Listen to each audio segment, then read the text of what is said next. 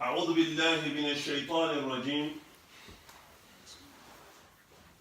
Suratul Alaq, the surah of the blood clot.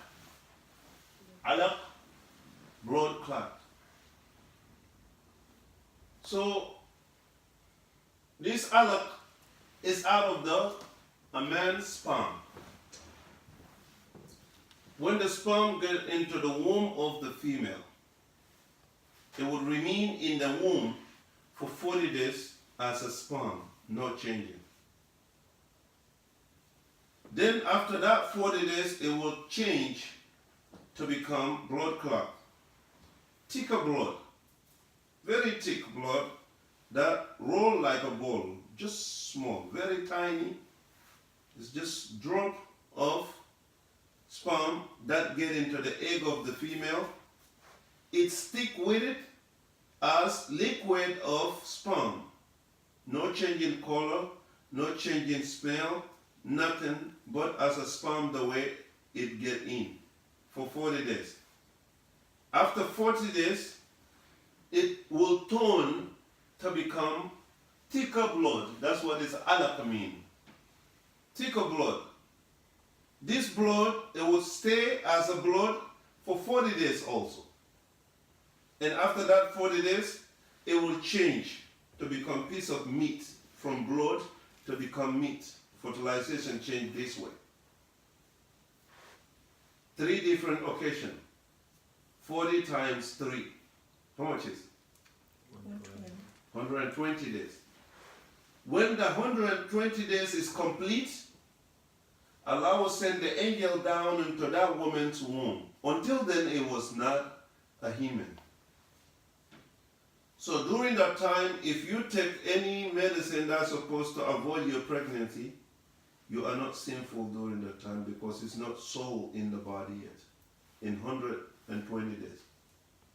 When the pregnancy reach 120 days, if you take any medicine to avoid that pregnancy, you kill human being. You sinful as you starve human being, a person you kill or you shoot him with a gun and kill. It's haram totally. Until 120 days, if some reason, some excuse of the Sharia comes, you have to avoid that pregnancy. It's allowed that time. After 120, it's no reason you will do it without having a sin. Sin of killing human being, which is type 3 of the major sin. Major sin, the type 1 is a shirk billah, polytheism, associated partner with Allah. Second, that is, stage 2, qatl al-nafs, allati haram Allah. Third, disobedient to parents. So, also on up to 74 category of major sin.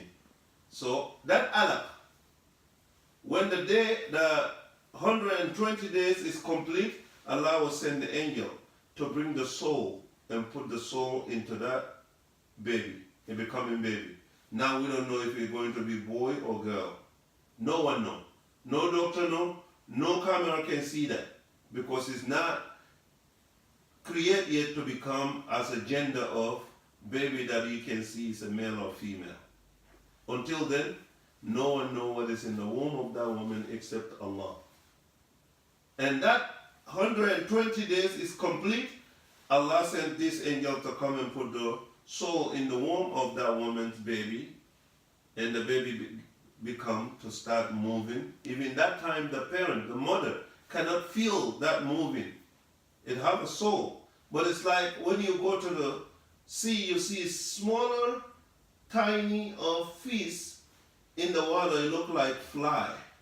They kind of have a tail, and they don't have no wings.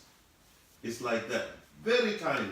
No leg, no hand, no head, nothing. It's just piece of meat, but they have a soul. And they keep developing and developing, developing until the gender become, when it's about 4 months, sometime between 3 to 4 months, the gender will start being fertilized. You can tell that time if it's a male or female.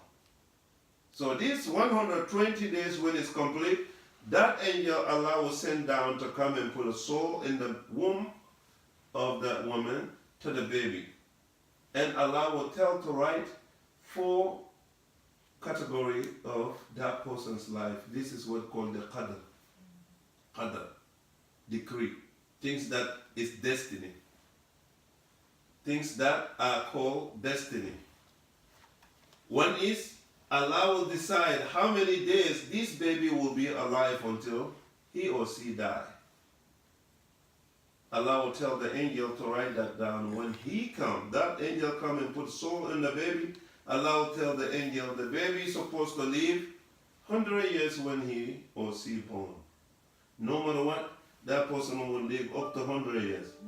If Allah said that baby, the mother will deliver the baby, the day his delivery will die, no matter what, that day is going to die. Nothing can change that. The age that that person is supposed to be living, the moment that person will have in this life. That's one. Second, Allah will tell that angel to write down what that baby will be, boy or girl. So that angel only know by Allah telling him to write what that gender will be, if it's going to be boy or girl. That's the second thing that the angel will write. Third, Allah will tell the angel if this boy or girl going to be successful, person that going to Jannah, that's a successful. Or person that going to hellfire. It's written since you are in the womb of your mother. In that 120 days, the angel will write down, this person will be successful to go to Jannah. This person will be unsuccessful, will go to hellfire. So the one that will be successful to go to Jannah, it could be bad in the beginning of his life. To the end of his life, he become really good in the religion. He die in that good and go to Jannah. Someone that's supposed to be going to the hellfire because by the decree of Allah, in that 120 days, by writing of that angel, Allah decided this person will be going to the hellfire. Could be very good in the beginning of their life. To the end of their life, they change to be somebody that nobody expected, and they become worst of the worst, and they die in that stage and go to hellfire. Number 4, that will be Allah will tell the angel if this person will be rich or poor.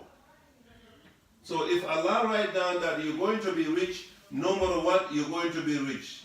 If we all love you, you're going to be rich. If we all hate you, you're still going to be rich. Let's do any voodoo, any kind of sihr, we want you to go down, it will not help us, to support us, not to make you success, to be who Allah says you're going to be. So everything that's supposed to happen to you in your life will be written in there. That's what we pass in Suratul Qadr. So this Alaq is that blood clot. Suratul Alaq is the blood clot. Now, so Bismillahir Rahmanir Rahim, in the name of Allah, the most gracious, the most merciful. Or Bismillahir Rahmanir Rahim, in the name of Allah, Bismillah, in the name of Allah we start reading. Bismillah have 3 different tafsir, 3 different of commentary, 3 different meaning that Bismillah will be. One is Bismillah, in the name of Allah that I'm seeking blessing with when I'm doing anything, eating, drinking, starting walking, driving, sitting, standing, laying down in the bed, whatever you're doing, you say Bismillah, in the name of Allah that I'm seeking blessing for. That's one of the meaning. Second meaning, in the name of Allah, I'm seeking help with what I'm doing. Like I start reading in the name of Allah, seeking help from Allah by His name Allah. This is Lafdul Dalala. Allah, they call it Lafdul Dalala. The word that is most high. Is no word in the life that we mention is higher than this word, Allah. That's why it's called Lafdul Dalala. So you begin to do things, seeking help from Allah by His name, that particular name.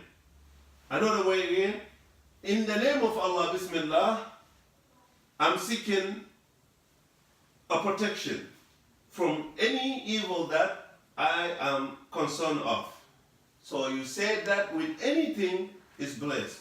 You say that with anything is protected. You say that with anything is sufficient. No.